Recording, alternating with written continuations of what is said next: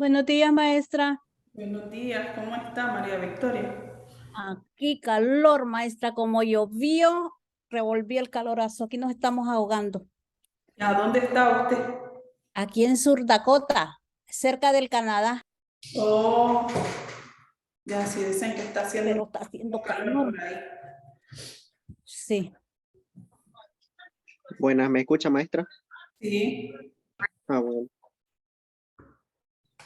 Bien, entonces para finalizar y que podamos hablar del examen, solo rapidito les voy a decir en la clasificación de las resoluciones judiciales, entonces nosotros vamos a encontrar los autos, las providencias, que estos están dirigidos para arreglar o para dirigir alguna sustanciación del proceso, es decir, el juez va dictando, va resolviendo algunos asuntos de que ya terminó una etapa procesal y que vamos a otra.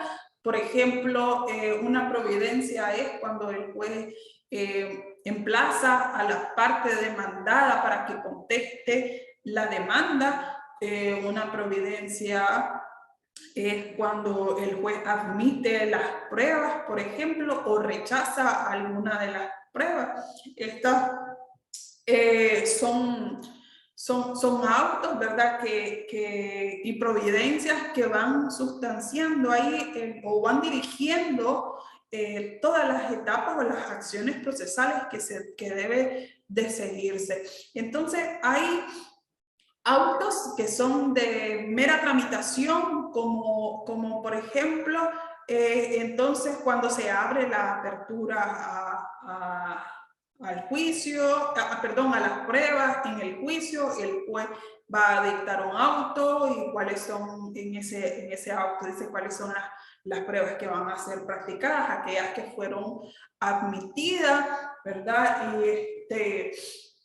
Y otros también que son de mera tramitación, como ya les decía, que se manda al demandado a contestar la demanda, como que se niega algún plazo, que se rechaza alguna de las pruebas o que se concede una prórroga para algún asunto específico. Por ejemplo, aquellos autos donde a ver, si hay una justificación, por ejemplo, yo soy representante en un caso, yo soy abogada y estoy en la representación, ¿verdad? Entonces, yo voy a tener la participación, digamos, de ir a la audiencia de vista, pero tengo una dificultad de salud, entonces yo presento la solicitud de una prórroga sobre el plazo para que el juez reprograme esta audiencia de salud, pero eso yo lo justifico con una epicrisis o con una constancia médica y entonces el juez va a dictar un auto donde se concede esa prórroga o en su defecto el rechazo y establece que se continúe con el proceso, ¿verdad? Y que si no comparece puede decir el juez inclusive de que se tiene por abandonado el asunto o la defensa, qué sé yo, ¿verdad? Pero estos son. También están las sentencias interlocutorias y las interlocutorias simples. Estas son, por ejemplo, aquellas que declaran la caducidad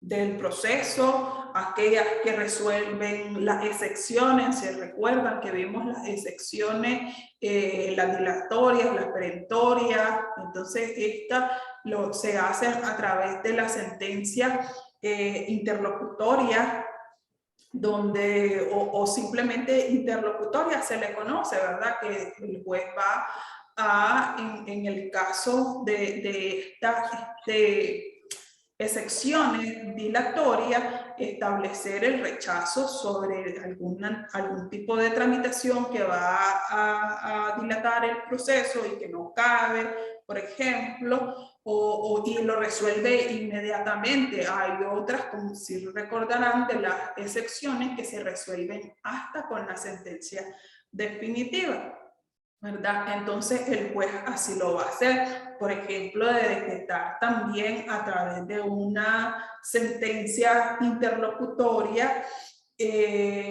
sobre la, ya decía, sobre la la caducidad del proceso, pero también sobre desechar la cosa juzgada cuando se ha puesto como una excepción dilatoria, también la caducidad en el plazo del proceso y que sigue por responsabilidad de las partes y entonces el juez lo que hace es mandar a archivar el asunto, como por ejemplo cuando se ha concedido un plazo para la corrección de algunas omisiones o los errores que pueda contener la demanda o la contestación de la demanda para continuar el siguiente paso, entonces esas se consideran como sentencias interlocutorias, es decir, que no ponen final al proceso, ¿verdad? Sino que lo hacen declarando la caducidad,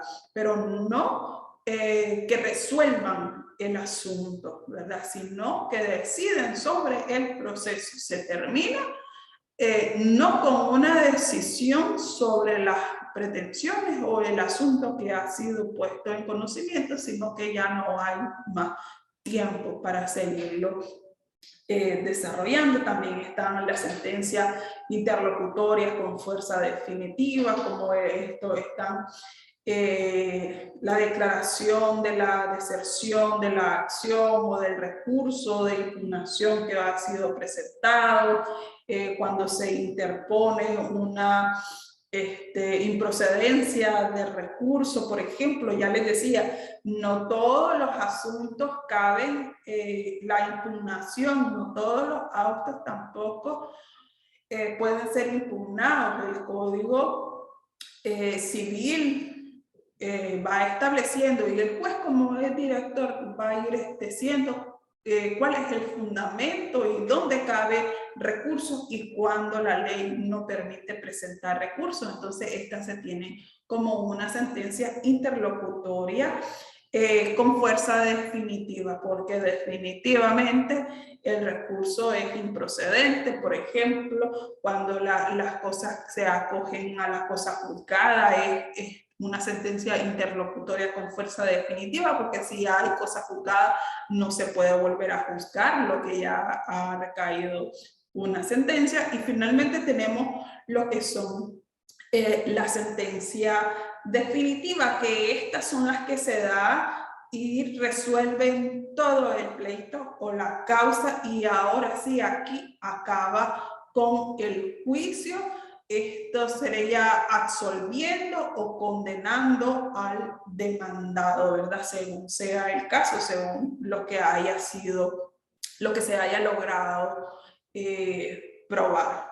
Y ya con esta sentencia definitiva, entonces que ponemos fin al proceso en primera instancia y se eleva a la segunda instancia.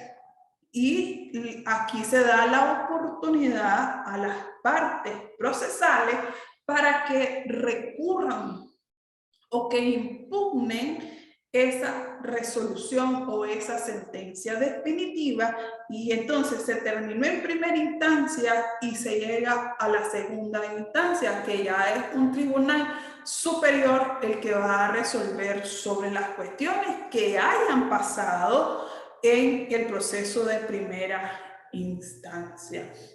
En plataforma sí van a tienen ustedes ya allí habilitado el documento para que puedan darle lectura completa a estos dos temas, tanto la forma de finalizar el proceso y también cuáles son los medios de impugnación o los recursos procesales que pueden ser utilizados por las partes, ¿verdad?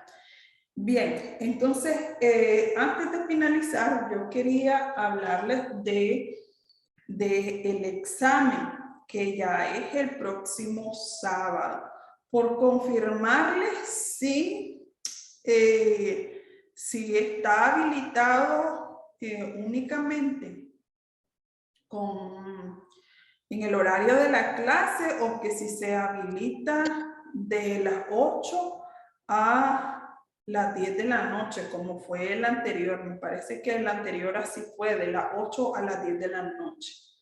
Entonces, ¿qué es lo que hoy se va a evaluar para que ustedes vayan y hagan un repaso de los temas? Vamos a hablar sobre la primera sesión. O sea, el examen final se evalúa todo el contenido que nosotros hayamos estudiado en este cuatrimestre, ¿verdad? En el desarrollo de la materia. Entonces, vamos aquí en el examen hay una parte que es teórica, donde tienen preguntas de análisis o preguntas concretas que ustedes van a resolver.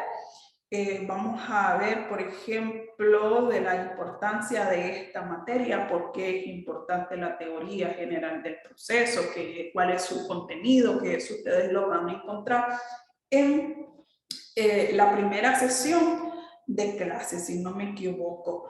Y también sobre el orden y el ordenamiento jurídico. Importantísimo, aquí vamos a evaluar las tareas también que ustedes, las últimas tareas que ustedes han venido realizando, que han sido temas que son esenciales, pero que nosotros en clase no las hemos desarrollado o lo hemos hecho de una forma muy general, pero que ustedes ya han investigado con el Código de Familia, con el Código Civil y en algún caso pues con el Código Procesal. Específicamente sobre los requisitos de la demanda, por ejemplo, la contestación, cuáles son las formas, que eso también lo estudiamos, creo que fue una de las clases que fui al salón cuando estudiamos las formas de contestar la demanda, pero también hay unos casos prácticos sobre lo que ustedes acaban de hacer de tarea. Por ejemplo, sobre las audiencias que se desarrollan en cada uno de los procesos. Nosotros hemos ido haciendo la comparación de los procesos, el proceso civil, el proceso de familia y el proceso penal, específicamente de eso, de que en uno tenemos la audiencia preliminar, la audiencia inicial, la audiencia de vista, y a diferencia de otras materias, como la materia de familia, por ejemplo, que lo que conocemos es la audiencia inicial y la audiencia de vista. Y estas audiencias de materia de familia son similares a las audiencias aplicables para el derecho civil. En el derecho civil también tenemos una audiencia inicial y una audiencia de vista. Popularmente se le ha conocido también audiencia de causa. Entonces, van a tener eso como un trabajo práctico, digámoslo así, porque ustedes van a lograr hacer esa diferencia de cada una de las audiencias de los procesos y cuál es la finalidad que tiene. Si no me equivoco, el examen viene como a hacer un cuadrito comparativo o un diagrama sobre estas audiencias que tienen 3 materias. Si no me equivoco, es sobre las audiencias del derecho de familia, la audiencia civil y la de procesal penal. Eso. Y lo más quizás que les va a llevar de tiempo, pero que ustedes también ya lo trabajaron, y yo los invito a que vayan y lean. Yo ya fui leyendo, aunque todavía no están calificados, fui leyendo sus tareas con relación a la demanda, entonces también van a realizar una demanda.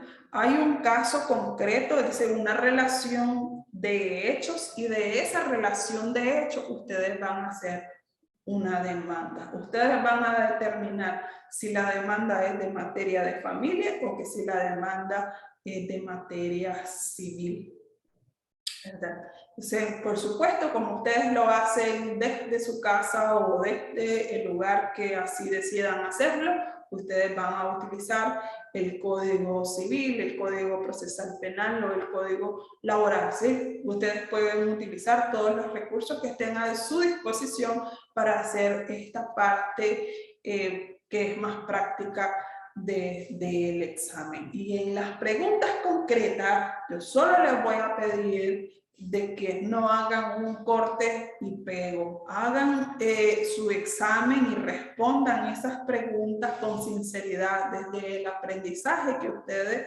han tenido, desde sus propias palabras, no copiando textualmente como van a encontrarlo en los recursos que tienen o las lecturas que tienen en plataforma, sino que lo hagan con sinceridad, porque la evaluación finalmente es para que ustedes mismos se evalúen si lograron o no adquirir algún tipo de conocimiento sobre esta materia, y así sobre los otros exámenes de las clases que tienen. Entonces ustedes mismos se van a analizar de que si lograron tener el aprendizaje adecuado de esta materia. Entonces respóndanlo con sinceridad. Y para la parte práctica de este cuadro comparativo o diagrama y sobre la demanda, pues sí, ustedes van a utilizar el código que corresponda para cada uno de los casos. Entonces ese es básicamente el examen, para que entonces tomen esta semana de ir dando lectura a las sesiones anteriores y también a las tareas que ustedes han hecho. ¿Preguntas?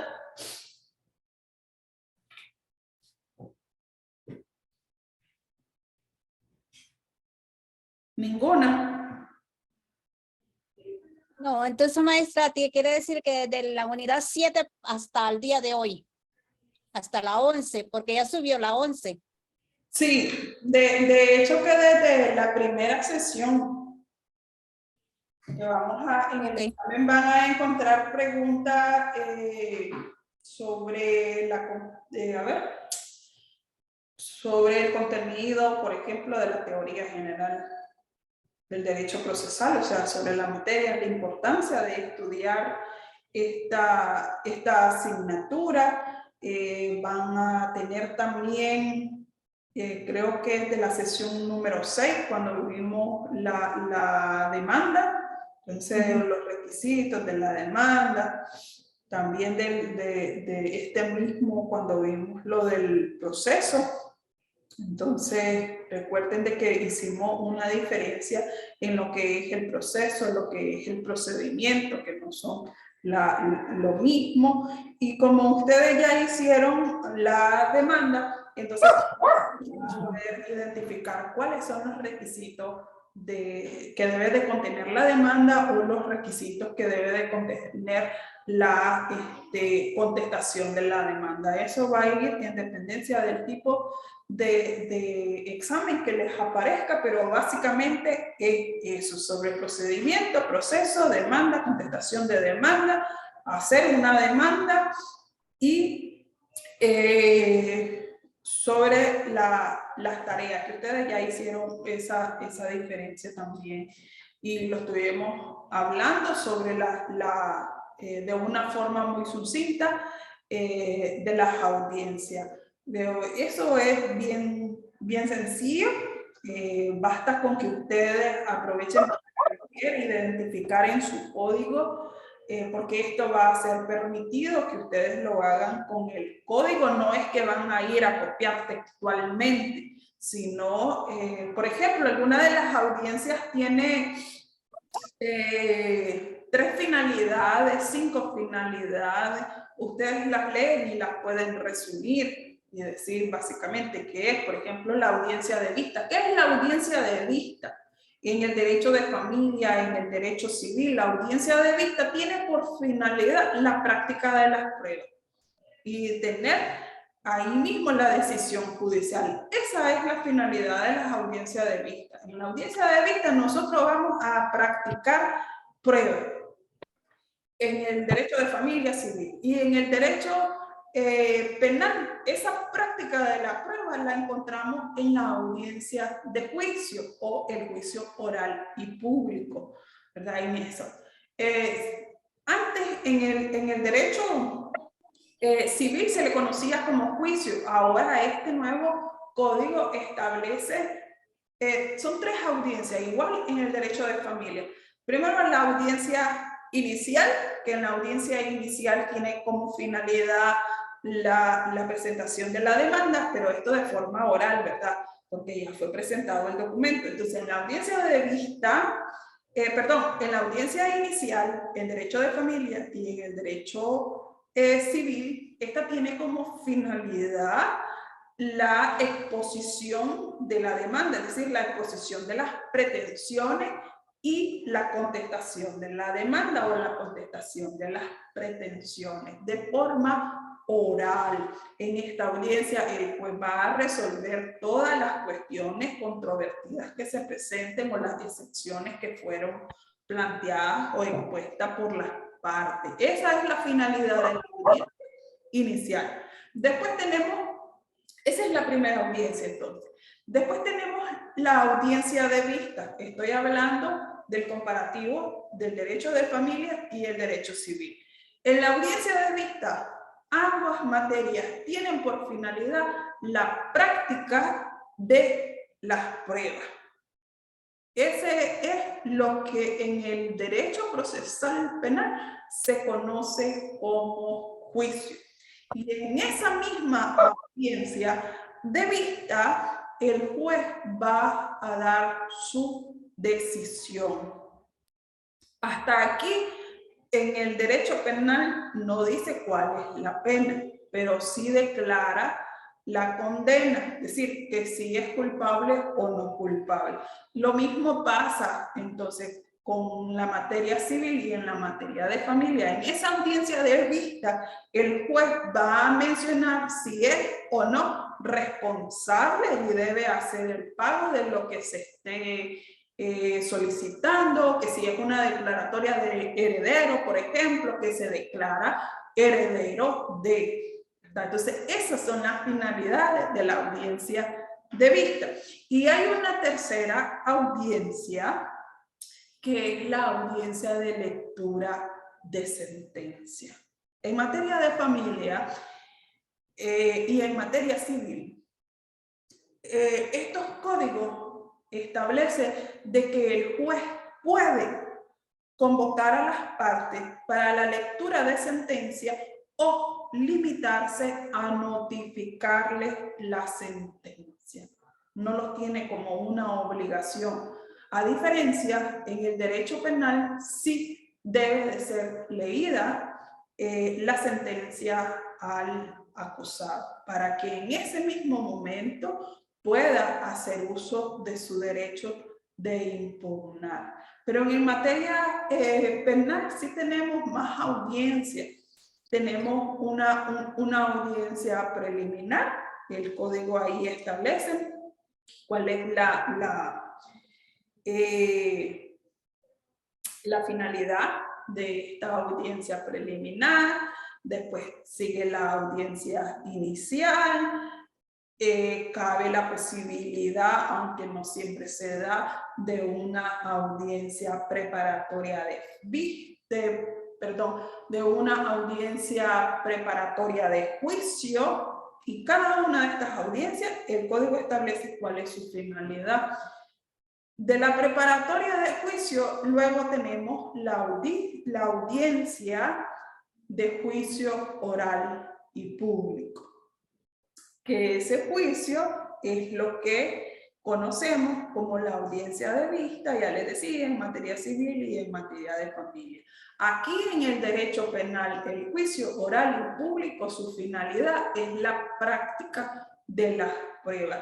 Y el juez va a encontrar culpable o no culpable al acusado. Y luego finalizamos este proceso penal con la lectura de la sentencia y el juez va a convocar a las partes a una audiencia de lectura de sentencia. Básicamente esa es la tarea que ustedes van a hacer en el examen, de hacer ese cuadro, y háganlo, si pueden ir haciéndolo desde ya para que no se tomen a la hora del examen tanto tiempo, háganlo desde ya, de tenerlo como un cuadro comparativo o como en un diagrama donde aparezcan cada una de las audiencias y van ahí señalando, desmenuzando, como quieran decirlo, la finalidad de cada una de esas audiencias.